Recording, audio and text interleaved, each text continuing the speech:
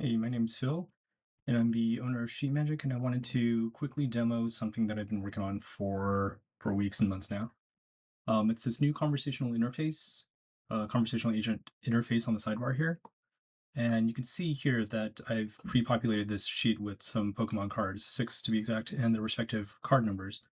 I wanted to show you that we can retrieve some of the eBay sold listings for these cards just by essentially talking to your sheet or talking to this agent. So let's go and get started. So I just want to tell us I want to find the last 10 eBay listings for, for each of the Pokemon cards listed in the sheet, expecting 40 results for each card.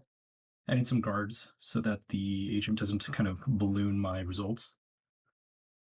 Okay, great.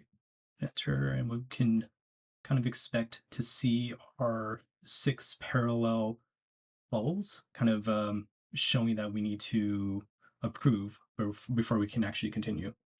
So it's going to kick off. Yep, 6 eBay searches. You can see them all kind of, kicking off at the same time.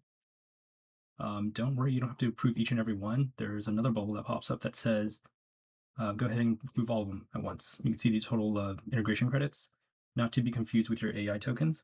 So let's go ahead and hit approve all.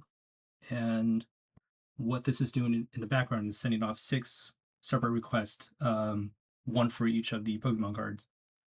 And now we kind of just sit and wait for a little bit.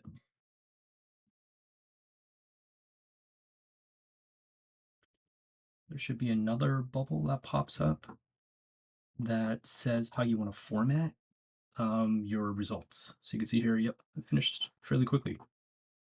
All right, so here it is, yeah. So choose how do you want to write your data. Do you want raw data, like raw JSON data, or do you want to clean it up? So I do not recommend writing the raw data. It looks huge and kind of messy.